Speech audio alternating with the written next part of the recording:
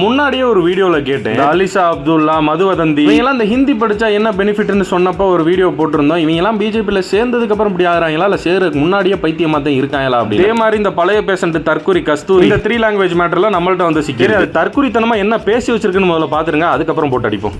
Computer science கட்டாய படமா ஆக்கியிருக்காங்க.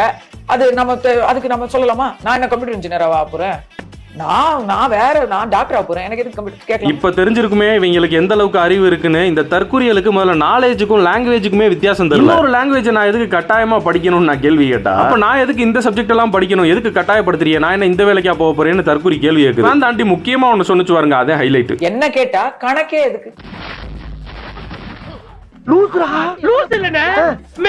அதாவது ஒரு பைத்தியக்கார ஆஸ்பத்திரியவே ஒரு கட்சியா வச்சுக்கிட்டு இவங்க நாட்டுக்குள்ளே வந்துகிட்டு இருக்கிற பைத்தியக்கார பையில பூரா செலக்ட் பண்ணி, நீ இங்கிட்டு போய் ஹிந்தி தெரிஞ்சா பாலியல் வன்கொடுமை பண்றவன் தப்பிக்கலாம் சொல்ல, நீ இங்கிட்டு போய் ஹிந்தி தெரிஞ்சா பானிபூரி வாங்கிக்கலாம், நீ கொஞ்சம் வித்தியாசமா போய் நான் எதுக்கு மேக்ஸ் படிக்கணும், நான் எதுக்கு சயின்ஸ் படிக்கணும்னு கேள்வி. அதெல்லாம் இங்க உள்ள சில தற்கூரி சங்கி என்ன மேட்ச் என்ன டீம்னே தெரியாம சப்போர்ட் பண்ணிடுவாங்க. இப்படியே நம்ம கட்சியான பைத்தியக்கார ஆஸ்பத்திரியை டெவலப் பண்ணிடலாம்.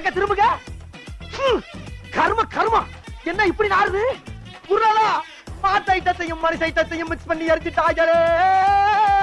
அப்படி மிக்ஸ் பண்ணி எறிஞ்சாலும் வலிச்சு வாயில போட்டு போயிருவாங்க.